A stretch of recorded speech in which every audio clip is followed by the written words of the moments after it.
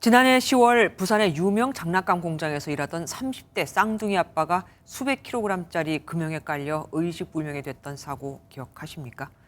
피해자는 한 달 만에 겨우 의식을 되찾았지만 하반신 마비와 한쪽 눈 실명으로 정상 생활이 불가능한 상태입니다. 그런데 MBN이 입수한 노동청 조사 보고서에 따르면 사고 당시 금형이 쌓인 선반이 넘어지지 않게 하는 전도 방지 장치도 없었고 안전모조차 지급되지 않았던 것으로 확인됐습니다. 박상훈 기자가 단독 보도합니다. 사고가 난 건 지난해 10월 15일입니다.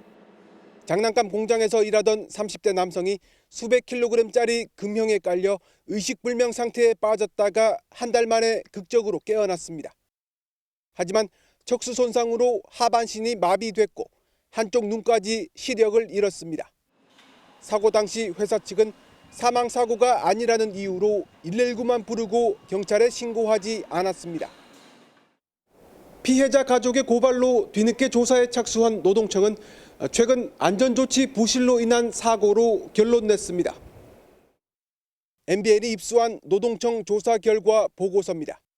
사고 현장에는 수백 킬로그램짜리 금형이 층층이 쌓여 있었는데도 선반이 넘어지지 않도록 하는 전도 방지 장치가 없었고 중량물 취급 작업 계획서도 작성되지 않았습니다. 특히 회사 측은 기본적인 안전모조차 지급하지 않은 것으로 조사됐습니다. 일부 기소의견으로 보냈고 조사 결과는 가족분들한테 통보해드렸고요. 업체 측은 경찰 조사에서 안전관리 소홀 혐의를 일부 시인한 것으로 전해졌습니다.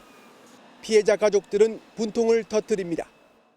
아이들 키우는 어머니들께서는 다 아시는 브랜드인데 참 어떻게 이렇게 회사를 운영을 하시나 돈벌이 수단인가 싶기도 하고.